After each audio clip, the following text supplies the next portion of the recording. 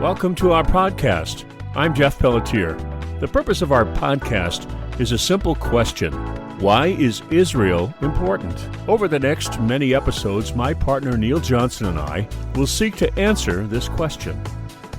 There are just barely over 14 million descendants of Abraham, Isaac, and Jacob in the world today, and about 5.5 million of them live in Israel. The rest are scattered across and among the nations. For the sake of our podcast, Israel is both a country and a people. Welcome back, folks. In the last show, we talked about, we started to talk about Gog and Megog, and we never got into it. We talked about a lot of other stuff, though, that's really, really cool. And today, we're going to continue that discussion. But before we have that discussion about Gog and Megog, we're going to talk about the settlements that are going on in Israel. And I use the word settlement because that's the term the media uses. And my friend Neil, as you know, is with me here again today.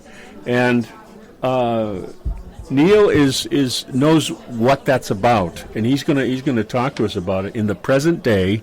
What's the big deal with all these settlements? Okay, so I'm going to read you this article by the Associated Press. There's lots of articles on this thing, but I'm going to read you the one that's that this article talks about. So, Israel is expected to move forward with thousands of new homes for Jewish settlers in the West Bank. That's the West Bank of the Jordan River, and the West Bank is a particular area of land that Israel obtained in one of the wars. Neil will talk about that. A settlement watchdog group said that on Sunday. So a settlement watchdog group is against the settlements, right? And they're watching. That's what watchdogs do, right? So the plan is for some 3,000 new settler units in the West Bank, and it has already drawn calls for restraint from the U.S. So somehow U.S. is supposed to get involved in this. So there's a guy named Haggett Ofran, O-F-R-A-N, from the anti-settlement group Peace Now. So isn't that an interesting name for the group, Peace Now? And he's anti. So I never heard of a peace thing being anti anything except war. So yeah, that's interesting. So on Friday, the United States State Department spokesman Ned Price said the U.S. was concerned about the housing plans. So this is the present administration, right? Concerned about the housing plans. And he called on Israel and the Palestinians, whoever they are, to refrain from unilateral steps that exacerbate tension and undercut efforts to advance a negotiated two-state solution to the conflict. So, the Palestinians view the settlements, which house some 700,000 settlers, again, why do they call them this, as the main obstacle to peace. The Palestinians are saying, these settlements are the main reason we aren't at the table with you. Ofran said Israel is also set to approve 1,600 units for Palestinians in the areas of the West Bank that it controls, but critics say the move comes at the initiative of villagers and not the Israeli government, yada, yada, yada. So, Neil, what is the deal with the settlement? But the main thing that you and I talked about before is terms. If I get to utilize the terms, I guess I have basically won the discussion or debate or argument, right? If I get to set the terms. I think it's first... Yeah, so you're talking about the words that we use to describe it. Yeah. The words that are used either deliberately or not by people that have accepted terms called settlers. Yeah. And settlements. West Bank, occupied East Jerusalem, the territories. These kind of terms, first it's important to realize the very land we're arguing about is the heartland, the very center, for our audience's perception at least, of what God gave Israel. I hope you just heard my big sigh there, because when Neil said that, it just hit me really hard. That it just so happens, folks, that this land we're talking about is at the very center of the land God gave Israel. Right. This is the ancient Judea and even Samaria that is called today the West Bank. Well, first of all, some history lesson here before we're done will be important just to get people up to speed. This did not happen in a vacuum. Right. Okay? Right. It's not like one day Jews miraculously got powerful, Yeah. miraculously got an army, miraculously got money from the Western powers, and decided, let's attack our neighbors who are living in peace and have a government and have a prime minister and have all these cities, and let's take it from them, and we'll call it Israel. That's the farthest, but that's that is the narrative. that's the modern day understanding. And the modern That day Israel stole it. took Yeah. it, Yeah. confiscated Yep. the neighbor's property, kicked the Yep. Palestinians out. Yeah. Okay, so a quick overview, and we can go into it more, was this idea of Jewish right to a homeland. This started with a person, although it's always been there. People who have faith in the Bible always thought there would be a return to Israel. There could be a small minority of them, but that was always there. But generally speaking, people say that began with Theodore Herzl at the end of the 1800s, like 1897. He invoked the first council. He did that because he was a very secularized, acculturated European Jew, and he was sent to watch the Alfred Dreyfus trial in France, and he saw that this Jewish captain was scapegoated. Fortunately, so did all of the French people, and very popular author wrote the very famous book, I Accuse, and it brought this case where they could blame this Jewish captain for all kinds of crimes and events that he did not commit. You know, they were looking for the proverbial scapegoat. Yeah. And Theodore Herzl said to himself, there's nowhere in the world that the Jews will be safe. This was a secular Jew. This is in 1800s. This is in the late 1800s. This There's no way. There's no way that Israel, Jews, can be safe anywhere in the world, that they are now dispersed among the nations until and unless they have their own homeland. And he invoked the first Congress in 1897, the first Zionist form Congress. a state for Israel. To form, to reconstitute. To begin that process, to begin that thought. Now, it's hard for us today because we are so used to accepting that it's facts on the ground. There's an Israel and there's conflict and so on. But 1897, Theodore Herzl said, within 50 years, we will have a Jewish state. Even though he died. Yeah, so he knew what the import of the concept of starting something.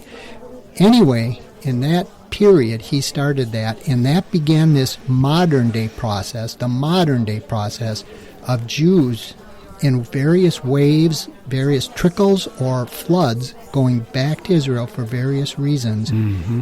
And Arabs coming into that land. And that, excuse me, that's because, my opinion is, that's because they heard him, that Jews will never be safe on the planet until they have their own homeland.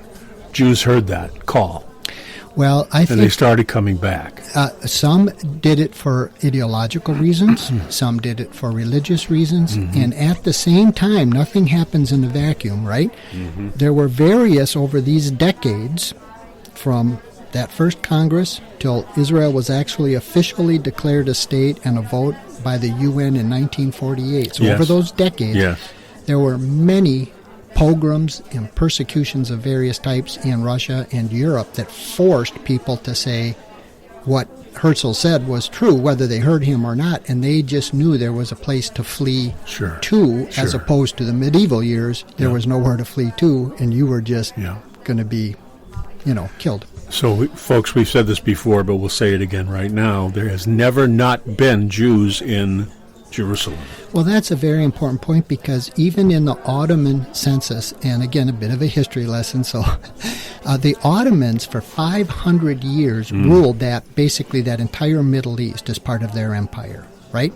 Up to World War I. Yes. In their census, right before the end of World War I, they said in Jerusalem specifically there are equal numbers of Jews and Muslims and Christians. In other words, basically their own census, which they had no modern axe to grind or pervert in any way, said in Jerusalem at least there are those people groups in equal number. So there have always been Jews in the land and specifically in Jerusalem. And there's plenty of other writings like that of censuses, or even Mark Twain. Well, I'll tell you, Pilgrim. Right, Mark Twain's book, which is equally important. He describes the whole land of Israel as a waste, desolate. Yeah, I saw that. I denuded. remember that. Yeah. And so these, it's important to remember these reportings were before there was this fictitious fallacy of these thriving metropolises that somehow the Jews took and confiscated to their own. You know, this didn't happen in a vacuum. There was lots of upheaval. There was lots of things. And the land itself was not important to the Ottoman Empire, called the Levant. Because it was desolate and uncultivated and yada, yada, yada. All kinds of reasons. Over the years, they just let it go for all kinds of historical reasons you can read about. But that's the facts. Yeah. Interesting. So which war, or which... because they're actually battles, right? The war goes on. But which battle is the battle that where Israel, quote unquote, captured their own land back? Yeah. So which we call the West Bank. Well, okay. So there was a conference at San Remo, Italy, in 1920, and many conferences, many events, and they set up the land that was called Palestine. The Romans named it Palestine, Philistia. We get Palestine from Philistine, actually, and they had Philistia from the Philistines because it was a slight toward the Jews who had rebelled against Rome, 2,000 years ago. Sure. Rome was done with their upheavals, the Jews being Jews, right? Yep. So they called that land Palestine. No matter if you were a Christian, a Muslim, or a Jew, anybody who was there or from there, or the land itself, was Palestine. In 1948, David Ben-Gurion, through a vote of the UN... Hang on a second. Before you tell me about 1948, you talked about the Romans a minute ago, right? Sure. So the Roman Empire lasted until 400 A.D.? Approximately. Pretty late, yeah. So the whole time they're calling it Palestine. Rome is. Yeah. So everybody's calling it Palestine because Rome is calling it Palestine, and that's how we got the name. In derision of the Philistines. Because that's what they called it. And they were in charge for a long period of time. Right. Okay, now go forward. Ben-Gurion. I know, it's a lot of background. No, it's good. It's good. It's so all good. In 1948, David Ben-Gurion, he officially declared the land of Israel the nation-state of the Jews, the Jewish homeland. And who is David Ben-Gurion? Now, David Ben-Gurion was the first prime minister of Israel. But before that, what was he? Well, before that, he was a powerful person in the land, and he was a lawyer in the Ottoman Empire and various things. Okay. But he was the first prime minister. Obviously, they just didn't take anybody off the street. He was an active person. Yes. You can read about his life. He was quite a person, accomplished quite a bit. Yeah. Nonetheless, up to that point and before that point, Israel / Palestine at this point had all of the land that includes today's neighbor across the east bank of the Jordan, called Jordan. It was called Transjordan. All of it was Israel. In 1947, the British, under their control, having won the war from the Ottomans and the Germans, partitioned the land using the Jordan River. So today's modern map of Israel is kind of parted right there at the Jordan River, and next door, if you look, you'll see the country of Jordan. But all of that was originally slated to be given to the Jewish people as their national homeland. Wow. Right. Okay. So that all came out of San Remo in 1920. Now, many riots, many murders, many confrontations, many conflicts during those decades. And subsequently, we had the second upheaval of World War I, which was World War II. and we had the global conflict again. At the end of that war, there were more problems. Britain was wounded. They still had charge. They basically just said, we're getting out. Our mandate given to us by the League of Nations that morphed to the United Nations is over. And they basically left with their army eventually after committing many atrocities themselves. I mean, it was not a nice place to live. Nobody's blameless here as far as atrocities. Plenty of sin to go around. Plenty of sin to go around, but it was a very dangerous place. And many atrocities occurred in Hebron and in Jerusalem and so on. Well, once they left, once David Ben-Gurion declared it a nation, in 48 they were attacked immediately by 5 different made up, just like Israel, the boundaries were made up by Iraq and Lebanon, Egypt, Saudi Arabia. Saudi is just the name of a family. It was Arabia. They call it Saudi after the Saudi family. The House of Saud. They just carved that up, the English and the French.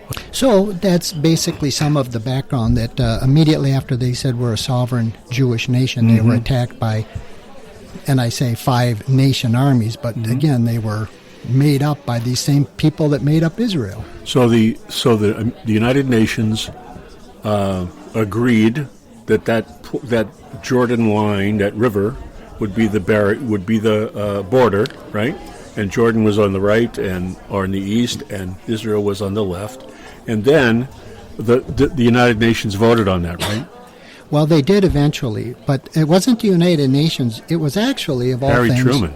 Well, it wasn't Harry Truman. It wasn't Harry Truman. It was Winston Churchill. Winston Churchill, and he did it strictly for political means. During the Second World War, they needed Arab help. They needed Arab assurances. You have to remember the Grand Mufti of Jerusalem at that point met with Hitler, talked with Hitler, considered him a friend, and suggested to Hitler that the Arabs join him in the annihilation of the English, the communists, and the Jews. Wow. So this doesn't happen in a vacuum. There's all kinds of parties and events and things. It's a complicated history to go and sort through. What stopped that from happening? Well, Hitler was defeated. So there you go. I mean, how did that stop from happening? In effect, the Grand Mufti, through his speeches and his incitement, and many, many others, succeeded in that many people were killed in Jerusalem and Hebron. They were great massacres, considering the number of people that were there. So in Hebron in 1929 was a great massacre. East Jerusalem today, they call it Arab East Jerusalem. Well, that was taken over and the Jews kicked out when the Jordanian, the newly set up kingdom, sent their army, and they crossed the river, and they took over ancient Judea, the heartland of Israel, and they... kept the Jews out of that land today we call occupied Palestine, or the occupied territory. The occupied territory, yes. Or the West Bank. The West Bank was by war brought on the Jews by the very Jordanians who were set up by Winston Churchill in 1947 on land originally given to the Jews. So Churchill recognized the state. He did it for political reasons. Absolutely. And then Truman, and then the United Nations now has 2 large countries promoting this that are on the council, the Security Council for the UN, which and then they got it recognized officially in 19. Well, Israel, west of the Jordan, was accepted by the UN when Ben-Gurion made the pronouncement. Churchill, being the power broker of the day, virtually told the Jews, you can have peace, and you can have the land west of the Jordan, or you can choose not to accept that, as the Arabs did. The Arabs said no. The Jews said yes, for peace we take it. The Jews have always said yes to this, dissecting of their land, every time, which is a miracle in itself, Jeff, because we could go through all the dissections of the land where the Jews said, okay, yes, land for peace, land for peace, land for peace, yes, yes, yes. The Muslim nations, specifically headed by Arab nations, have always said, no, no, no, no, no, no, no. And that's for all kinds of religious, ideological reasons. and power and hatred and all those- kinds of really bad reasons to begin with. So anyway, I want to get back to this because we aren't at the settlements yet. So we need to get to the settlements. So so Truman says yes. The Security Council votes on it sometime, whenever that was, and the United Nations recognized Israel as a nation, and they immediately were attacked. They immediately were attacked by a bunch of their neighbors. And they had to win that one, and they did, right? And so that was in 49, I think, right? Yes, they won like all their wars against all odds. And so what was the fight after after that battle? When is the next time they fought? Okay, the next major conflagration, Yeah. right? Yeah. Because as you said accurately, all of these are continuations. They just sometimes yeah. flare There's just up one higher, big right? war. Yep. Yep. So once they were an official nation, they were attacked. It's quite a historical, inspirational piece for It people is to read. worth checking out. But the next major event, conflagration, was, they call it in 1956, a war. Basically, they say broke out, but we got to remember, they were always broke out. It's just they had high points. Well, they're continuously fighting, so it's really not over. Right, it's not over in our day. Right.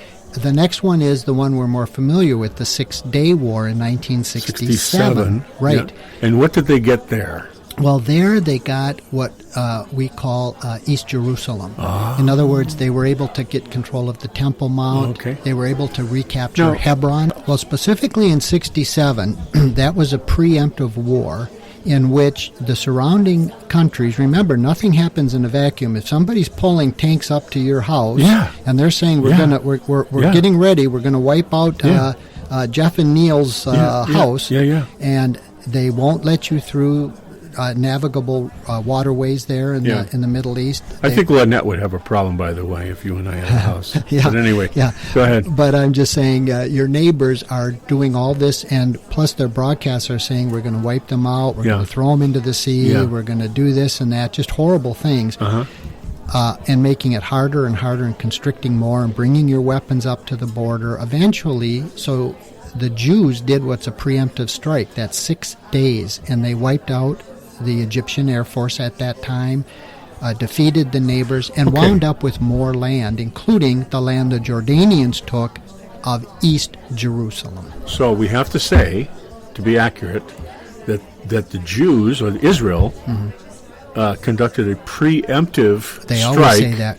Preemptive strike because they were threatened by the presence of these people that were pointing guns at them. Not just the presence, but even their newspaper articles you can still read today, their broadcasts, all the stuff that Israel said, don't do this. They tried to warn people, don't attack us, don't do this.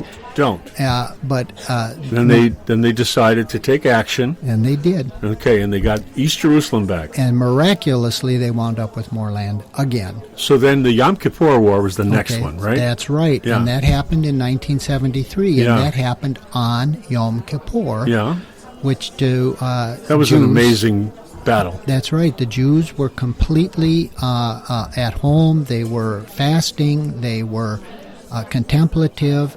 They were, quite frankly, as military people will point out, they were quite arrogant after their amazing victory of lasting only 6 days, that they were complacent, if you will. And they all went home or went abroad. And this is the very time that the Arabs again, the Arab nations, decided on this holy day, when they're unsuspecting, is the day we attack. And again, against all odds, because you can read about it historically, but there was no way. Nobody stepped in to help them. The only time they stepped in at all, and by they I mean the nations of the world, is when it got turned around miraculously. Israel, instead of being defeated and utterly destroyed, which these people, again, can read it in the papers. Oh, it's amazing. They stepped in then, the United Nations, quickly and said, go no further, Israel. Take no more land, Israel. Don't do anything else, Israel.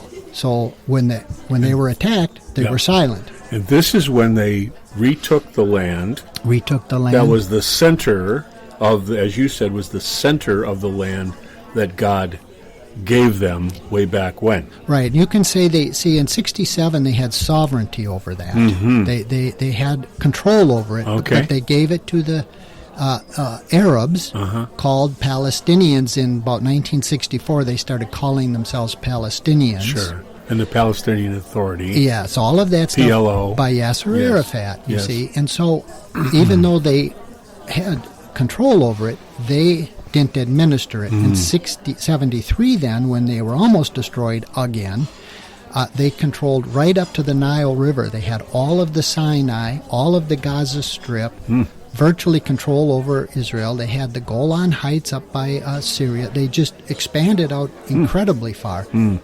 This goes back to what we said earlier. Jews said yes, yes, yes. The United Nations came in. Egypt came in, said give us back the Sinai. Thousands and millions, hundreds of millions of dollars of a structure that had grown up in just the ensuing few years right after in the Sinai and Gaza. Israel abandoned, handed it over, literally intact, working farms, working factories, everything, to the quote-unquote Palestinians now in 73, only to have them, for peace, land for peace, two states, right, land for peace, become occupied in Gaza, which is ancient Philistia. That was the 5 cities of the Philistines. The Golan Heights, ancient Bashan. Jordan got dragged into that war as well, so west of the Jordan River.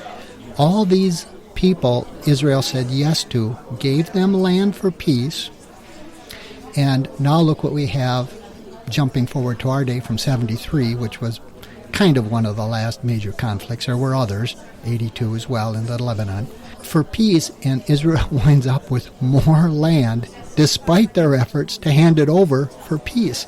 So as we've said, Jeff, once we get to settlers and so on, we may talk about Gog and Megog today. That's just one more attack where Israel's going to wind up with more land than they had before, miraculously, because there's no way they can win all these wars, yet they keep doing it, which is an affront to Islam. Jews wind up with more, but they try to give it back. Right, well, they're asked to give it back, and they always say yes, is what your point was. Well, there's plenty of politicians in Israel, and Rabin, who was the prime minister, who wanted to give it back. They tried to give it back. Yeah, I remember that. That was with Carter, right? Well, Jimmy Carter? Jimmy Carter and many others along the way. Yeah, and then, with Bill Clinton, I think, even. He was prepared to give them everything they asked for. And so was at that time Ehud Barak. He just said, name it. Yeah. Basically, there's no negotiation. Whatever you want. Anything for peace. We'll do it for peace. Yeah. And they turned it down. The Palestinians turned it down. Yasser Arafat turned it down.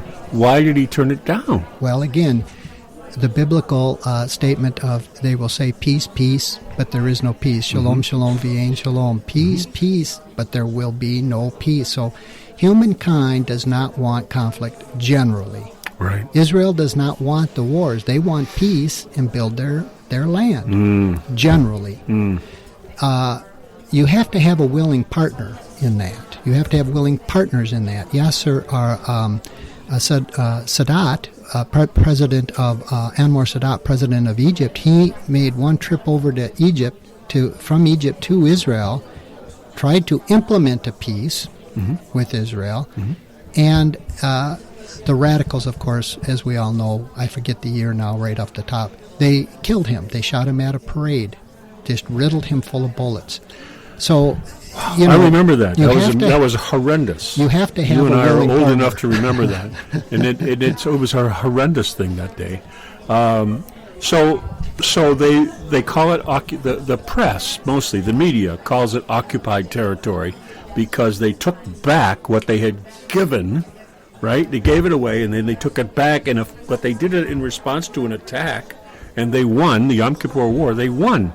That was people, guys, you should look it up. You should look up the Yom Kippur War and see how amazing, it was miraculous how Israel won that and how they got all this land back. But now the press calls it occupied territory. Right. Occupied territory is a very temporary term. It doesn't sound like it belongs to them. Right. Right? Right. They're just occupying it, right? The way Germany occupied France. Right. That's exactly right. That's exactly how they're saying it, right? So it's an illegal ownership, that term. It's an illegal ownership. And that's crap. Yeah. Let's be honest. That's CRAP crap. So this is really something we need to be concerned about, because this little dot on the globe, right, the little postage stamp called Israel, right, it's an amazing thing that it even exists. I said to you before the broadcast, why would anybody in their right mind accept, as in accept land that's in the middle of the people that hate them? Why would anybody in their right mind do that? I would never live in a neighborhood where the people around me all hated me and want to be dead. Yeah. But somehow the Jews have the courage to say, yes, we're going to do this. This is our land, and we're going to stay in this land. And the settlements, I have understood them to be, these quote-unquote settlements, they're just proving to the world that this is their land. That's all they're doing. Well, and some of them have far less aspirations than that. Most of these people, Jeff, you have to remember, for 2,000 years, the holiest, not holiest, but the major festival of Passover, Pesach to the Jews, would end with next year in Jerusalem. Yeah. Next year in Jerusalem. Yeah. Next year. Well, Jerusalem was symbolic of the land, so they were saying next year we'll be back in the land next year. So you say, why would they do that? Well, to you or I, it's nonsensical. But to the Jewish aspiration, they had nowhere to go before they started going there. Right. We can either stay among these Gentiles who will kill us easily, or we can get our own land and fight back at least. And they did, but for 2,000 years, since the destruction of the temple by the Romans, who named it Philistia, right, they would say, next year we'll be back. So that idea of this is our land, this is where we came from. And, of course, archaeologically, every time you dig a new dig or go down deeper, it's all Jewish. Yeah. Hello. Yeah. So, and by the way, excuse me, Neil, we did multiple shows on this, so if you really want to know the history, you can listen to by Abraham, you can listen to Noah, you can listen to Adam and Eve. I mean, we told you the whole story in advance so that you would be able to access that information relative to this conversation. Because we knew we were going to have this conversation down the road where we're talking to you about the present day. We did all those other shows as a way of helping you understand where it began, how it got there. Okay, so it's very, very important for you to listen to shows 1, 2, 3, 4, 5, 6, 7, all the way through 14, I think, or 15, where we talk about the nation and the land, and Abraham and Moses and the whole deal. So I just wanted to interrupt you there, Neil, for that purpose, because it's really important. So the settlers, the people that live in these settlements, you were going to make a final point about that. Do you remember what it was? Well, I basically do, and that is basically you have people that are called settlers. It's a derogatory term in a lot of ways. Absolutely. Because, again, if I get to make the name, I virtually win the argument. If I can name and title it. It's so true. So the fact that we call it the West Bank, what do you mean? It was Israel, and so was all of your country originally. By the same powers that granted you a country, they granted us one. A settler, what does a settler mean? As we just said, our early chapters were all about God giving the land to this specific people group for a very specific purpose.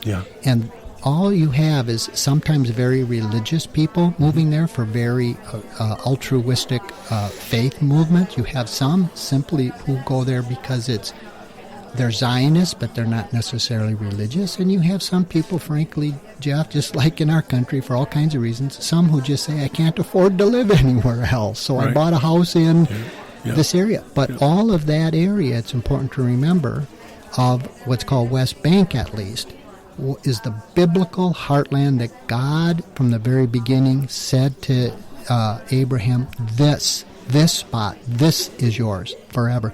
So all these upheavals we're seeing are just present-day coining of terms, outrage by the nations. As the psalm said, why do the nations rage? Why are all the nations against you, according to Zechariah? So this was just for our listeners so that they could begin to realize these are terms, derogatory terms, for political purposes directed at Israel to delegitimize Delegitimize. their accomplishments and the flowering of that land that was denuded, Yeah. swampy, Yep. malarial infected Yep. desert till the Jews came back, and then it flowers today, as the prophet said, like a rose. Unfortunately, folks, we didn't get to Gog and Magog. We will, absolutely, in our next installment. But we thought it was right for us to spend this time talking about the land, talking about the settlements, and next time we'll visit with Ezekiel and the new temple, Gog and Magog, and how that all fits together for the end times. This has been a great discussion for this episode of Israel. Why is the Middle East important? I look forward to how this continues to unfold. As you can tell, Neil and I enjoy talking about the subject as it helps us to get to the root of the matter about God and why Israel and the Middle East are so important. Thank you for listening to this podcast, and we would love to hear from you. Visit us at our home at Spreaker.com. Israel, why is the Middle East important? That's Spreaker.com. Israel, why is the Middle East important? And you can find us on Facebook using that same title. And you can email us at whyisthemiddleeastimportant@gmail.com. That's whyisthemiddleeastimportant@gmail.com. Love to hear from you. If you like what you hear, please invite your friends to the conversation. One thing Neil and I always say to each other is, I don't know. Because the only way we know is to not know. Once you have it all figured out, you stop learning. And that state of mind is what helps us to learn and grow. We invite you into that journey with us. From Neil Johnson and me, Jeff Pelletier, shalom, and see you next time.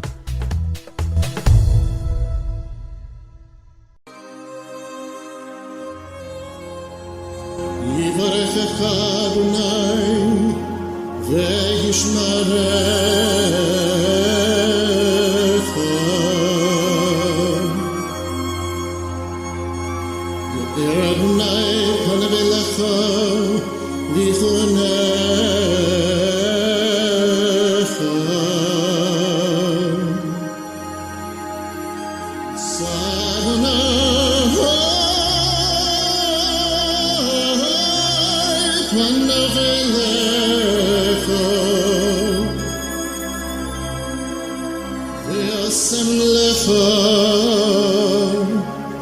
Shalom.